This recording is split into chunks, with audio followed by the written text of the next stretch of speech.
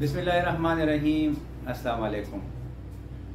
शुगर मुकम्मल ख़त्मेदी शी दा तपोस अक्सर खलक कई और दा यो ढेर इंटरेस्टिंग खबर दा दे बारे के अक्सर पदे माने चा दासे ढेर डिटेल की खबर नी कड़े दा नन जता सरा पदे वीडियो की ददे चिकम सीक्रेट्स दी आगा शेयर कोम چې آیا د شوګر ختمېدل بغیر د دوای نه دا ممکن دي.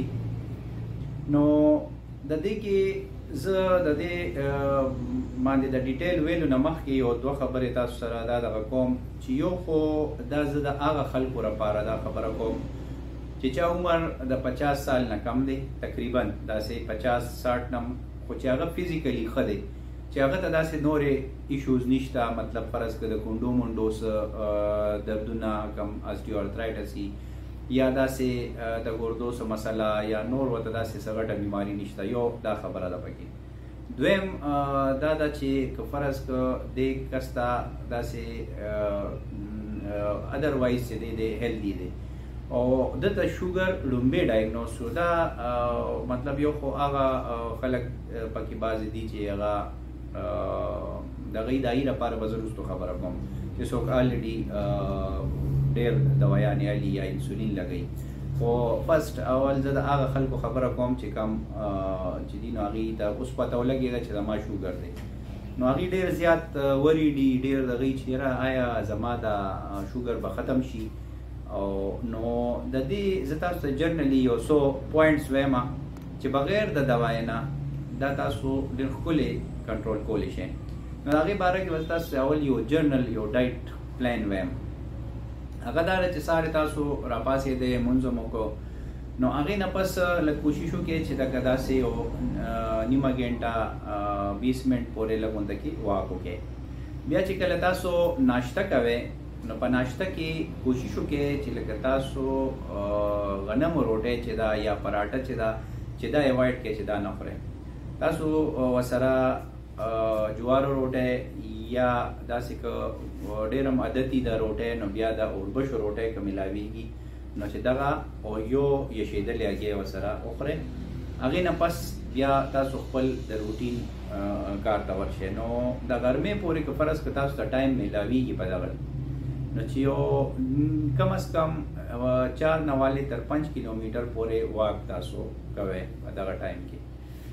بیا چې د غرمې د روټۍ کله ټایم شي نو په هغې کې کوشش وکړئ چې تاسو هغه سکپ کړئ. لکه مطلب تاسو د غرمې روټۍ ونه خورئ او د هغې په ځای باندې په هغه ټایم کې څه فروټ لږ غونته کې وخورئ.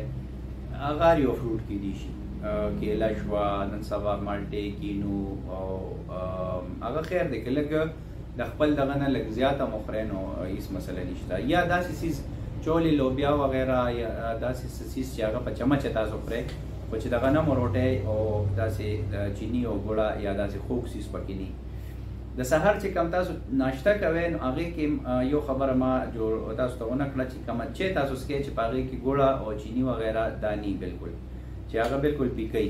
پیکه مطلب چې دا دواړه پکې نی، ځکه چې اکثر خلک پیکه دې ته وایي، بعضې خلک وایي چې یاره لږه ګوړه پکې نو دا هم پیکه ده، داسې نه ده. نو یو خو به دا کوئ.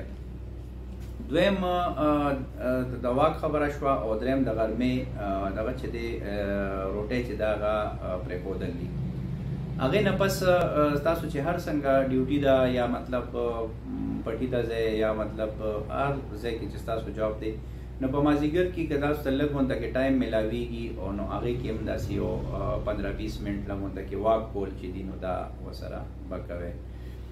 ماسخوتن چې دی نو هغه به روټۍ چې موږ ته ماسخوتن وایو، خو دا به تاسو کوشش کوئ چې دا تاسو ماښام ټایم کې وخورئ. ماښام لمونځ چې وکړئ چې د هغې نه پس تاسو دا روټۍ وخورئ. په هغې کې به هم د غنمو روټۍ سکپ کړئ او هغې په ځای باندې د جوارو روټۍ یا د اوربشو روټۍ چې ده نو هغه به وخورئ. او سبزي به زیات کوشش کوئ چې کم عام اویلیبل سبزي په هغه ورځ باندې نو چې هغه ورسره استعمال کړئ. نو دا یو جرنل غونته کې ما خبره وکړه. بل چې کم زیات پرهیز والا څیزونه دي نو هغه به تاسو ګوړه شوه، چیني شوه او د بیکرۍ کم آیټمز چې دي نو دا ورسره کولډ ډرنکس چې دي هر قسم کولډ ډرینکس دي نو دا شربت وغیره او د دې نه به پرهیز کوئ. د ورځې به ستاسو واک چې دی نو چې دا کم از کم 5 نه والې تر 6-7 کیلومیټر پورې پر ډے خو هغه هم لږ برسک واک چې لږ تیز واک نو دا به پوره کوئ. دې کې واک په باره کې به زه تاسو ته یو دوه درې خبرې وکړم، خاص کر زنانو لپاره. زنانو ته موږ اکثر ووایو چې واک کې نه وي او زه ټوله ورځ د کور کار کوم، نو دا لکه یو دغه خبره ده، داسې هغه بیل څیز دی او دا بیل څیز دی. داسې ما یو ته ووایي چې یاره ته ځان سره لږ دا موبایل دغه کا او سټپ کاونټر دغه کا وګوره چې ته ټوله ورځ د کور کار کې چې ستا څونه ډسټنس جوړېږي. نو هغې چې وکړه نو هغې نه ټول 0.5 کیلومیټر جوړ شو.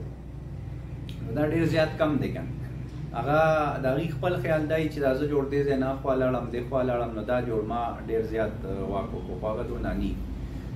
نو یو خو دا خبرې دي، دا د هغه کس لپاره چې څوک چاته نوې نوې د شوګر پته لګېدلی چې زما شوګر دی. نو که فرض که دی په داسې هدایاتو باندې عمل وکړي نو انشاءالله بغیر د دوای نه به د دې شوګر خو ښکلی کنټرول کړي شي. ډېر خلکو باندې موږ دا ټرای وکړه او هغې اوس هېڅ دوایي نه خوري او شوګر یې بلکل داسې کنټرول دی شپږ اتم میاشتې کال وشو پکې د بعضې کسانو چې هغې میډیسن نه استعمالي او دا واک دغه شان ریګولر کوي. تاسو چې دا ټیکنیکل لفظ ما په دې کې ډېر استعمال نه کړو خو چې دا خواږه څیزونه او غنم روټۍ دا څیزونه چې دي د کاربوهایډریټس وایي نو کله چې ستاسو دا کم شي نو ستاسو هغه کیلریز چې دي نو د هغې انټیک ډېر زیات کم شي نو هغې د وجې تاسو ته بیا دغه انسولین ستاسو کم خپل چې دی نو هغه هم لږ پریزرو کېږي د ډېر ضرورت نه راځي ځکه چې آلریډي ستاسو انسولین کمی شوګر په بیمار کې.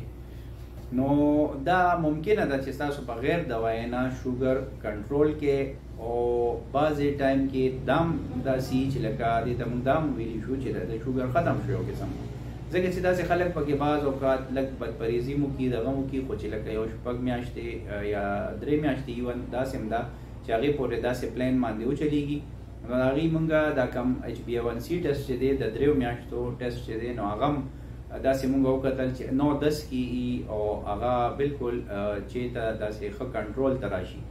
داسې بلډ شوګر هم چې دی نو هغه هم په ناهره باندې اکثر مونږ 80-90 ته راغلي همدې طریقې سره. نو دا ما هغه خلکو لپاره خبره وکړه چې څوک نوې ډایګنوز شوي دي. اوس به بیا په نیکسټ ویډیو کې انشاءالله د هغه خلکو لپاره خبره کوو چې څوک آلریډي انسولین علي او یا ټیبلټس باندې دي نو چې هغې څه وکړي چې د هغې دا شوګر چې دی نو چې دا ښه ښکلی کنټرول شي. امید دی تاسو په دې ویډیو کې کافي تاسو ته معلومات شوي د اورېدو ډېره مهرباني.